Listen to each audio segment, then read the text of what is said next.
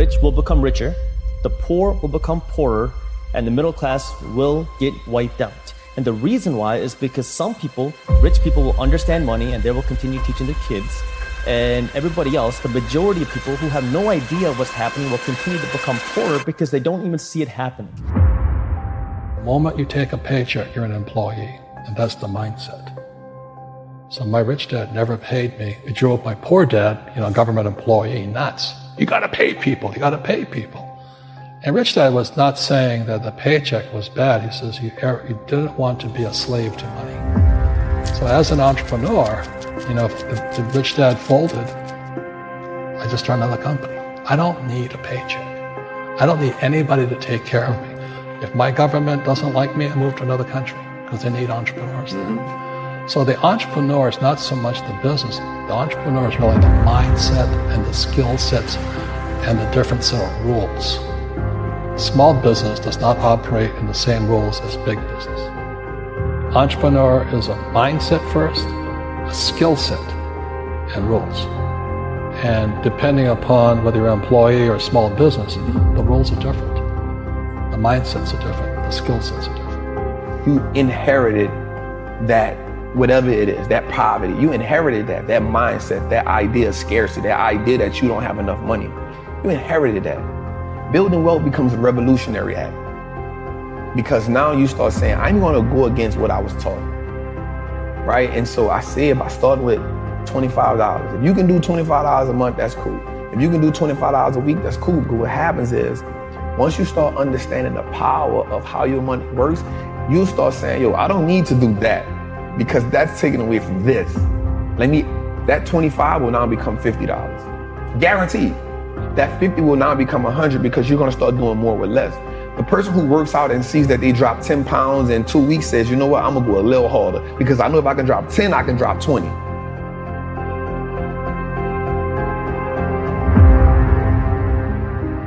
The majority of people, I think, assume that it's a lack of tool set that's stopping them from getting to where they want to go, when in reality, for the majority of people, it's a lack of mindset.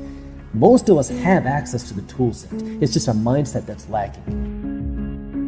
The mindset is one, believing I don't have enough money. I don't have access to enough tools. I don't have access to enough things to go and do it. That if I want to go and build a business, I need this, and this. I need $10,000. I need $100,000 to go out and do that. I need to have this type of degree. I need to have this type of parent. I need to have access to these types of people in order to go out and build a successful business. If I want to go out and invest my money, I need $10,000 before I can invest for it to be worthwhile. Why would I want to start investing with $10? What is that going to do?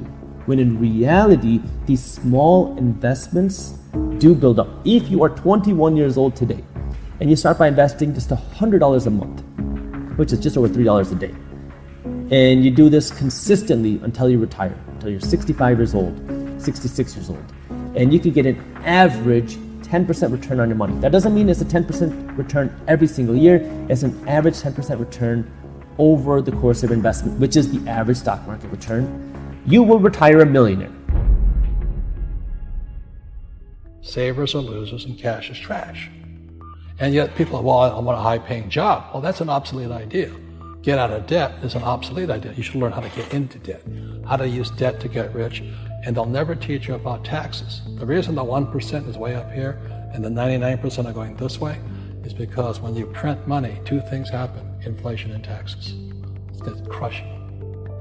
How do we start changing the mindset? And some people might be like, but why would you tell them that? Because what happens is you got to start somewhere. You got to make the game winnable in the language that we can understand. And so once you learn English, now you say, you know what, I want to learn Spanish. I want to learn French. I want to learn that because now you understand the power of words. Right. And so once they started understanding the power of the game, it was like, okay, I can play this game. And so it was powerful for me when my homies in the street started investing their money. And it really is that shift. I call it the minority mindset, thinking differently than the majority of people, because it's doing something different. Most of us are taught just to be consumers. We're never taught to do anything else. And think about the last time your teachers taught you about the importance of investing your money. You have to be willing to go out of your way to learn how some of these things work, because if you don't, you're just going to be a pawn in the system. And it's very unfortunate. It sucks. And this is where I'm trying to help provide that education, because these are things I never grew up learning. These are things that I wish somebody would have told me. Like once you start understanding the fundamentals, you give yourself power, because you now understand, like you said, you see how the machine works, right? And so most people look at the machine and marvel and say most people look at the stock market, 98% of the people who I know look at the stock market and say, yo, that's not a game I can play. I'm staying away from it. And so the way it's set up is, the world is set up, well, listen, cool, I don't even want you to play. Just give me your money, I'll play it for you. So when we look at like banks, like we understand that banks don't necessarily work in our favor, right? So banks only give us 0.05% interest on the money we have there. Well, we can get 8% just by putting our money in an index fund. So why would I just sit my money in a bank and let the bank make all the money? Because all they're gonna do is invest the money for you. So they now operating as the plug. They operate now as the man who, I'm gonna front you this, I'm gonna make my money, I'm gonna take the cut, I'm gonna give you just enough to keep coming back. I wanna go to the plug. Who is the plug? The stock market, right? And so once I understood the fundamentals of like, the most important thing too is we don't understand how money works. That's a whole different language in its own. The relationship with money in my community is you make money just enough to pay bills. And so once you get tired of paying bills, you say, you know what? I need to treat myself to something, right? No matter if I gotta go in debt, no matter if I need to treat myself to something to take this misery away. So you treat yourself to something that you can't afford at the time, right? But it makes you feel good in the moment. And so because it makes you feel good, you say, you know what? I'm living. This is a reprieve from everyday struggle. Let me get back on the hamster wheel.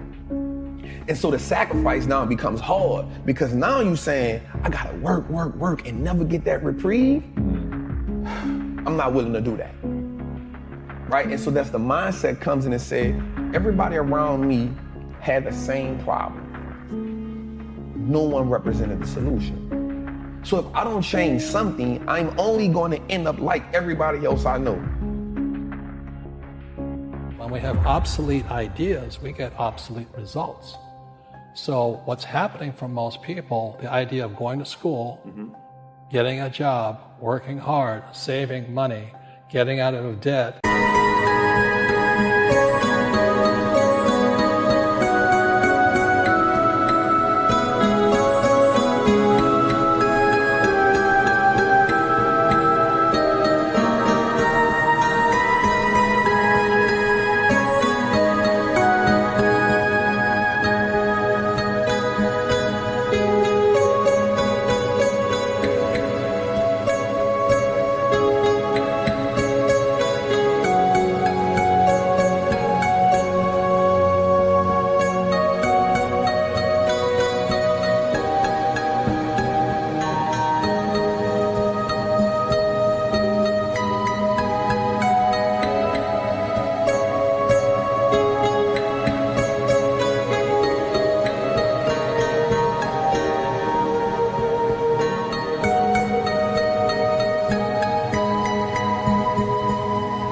Buying your house because it's an asset and investing for the long term is obsolete. The world has changed. Where should people be putting their money? I know there's no one size fits all. So I'll tell you where I invest my money. I invest my money in 5 places. My business, market briefs, and other startups. I invest my money in real estate, invest my money in stocks, invest some money in cryptocurrency, and invest some money in physical gold. Now, before, my active investment, main one, was real estate. That was the thing that I loved and the thing that I really understood. So anytime I had extra cash, I would go out and buy rental properties. But now I'm doing less and less of that so I can have more money to invest in my own company, market briefs. I pay myself a salary. Out of that salary, pretty much all of that gets passively invested. It gets invested into stocks, crypto, and physical gold.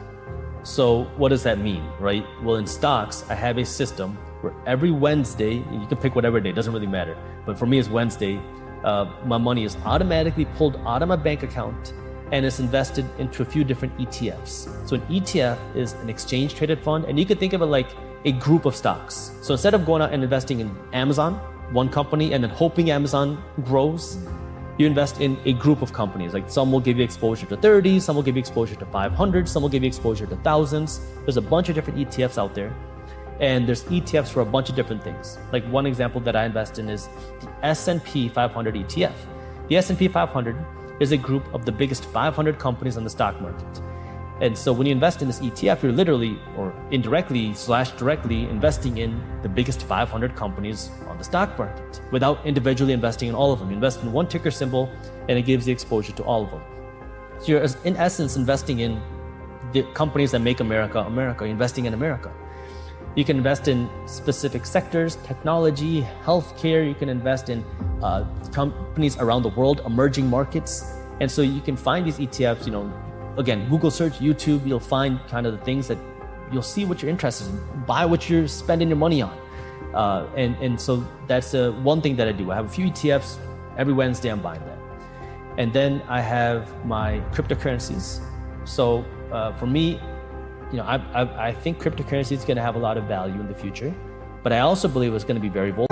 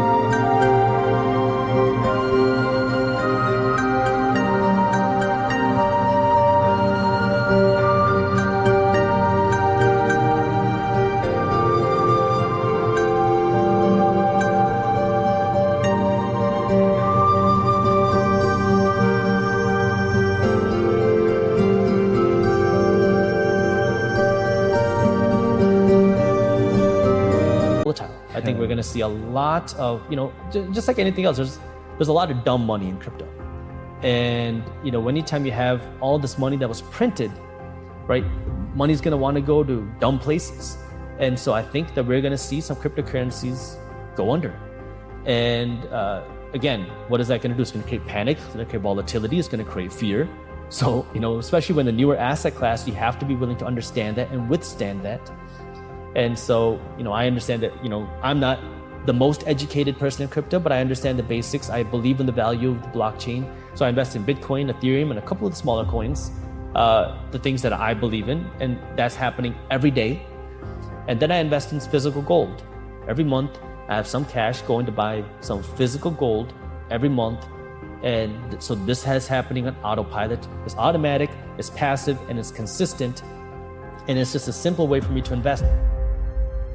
So the real entrepreneur has an internal focus. That if they fall down, they say, oh, this is good, because I'm going to go up higher.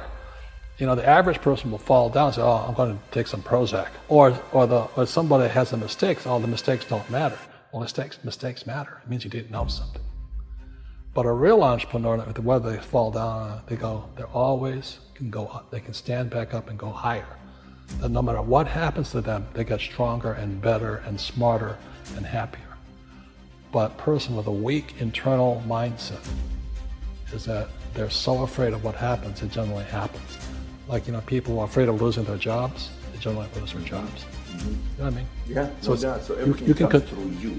Yeah, so the entrepreneur first job is to control inside here, not outside there.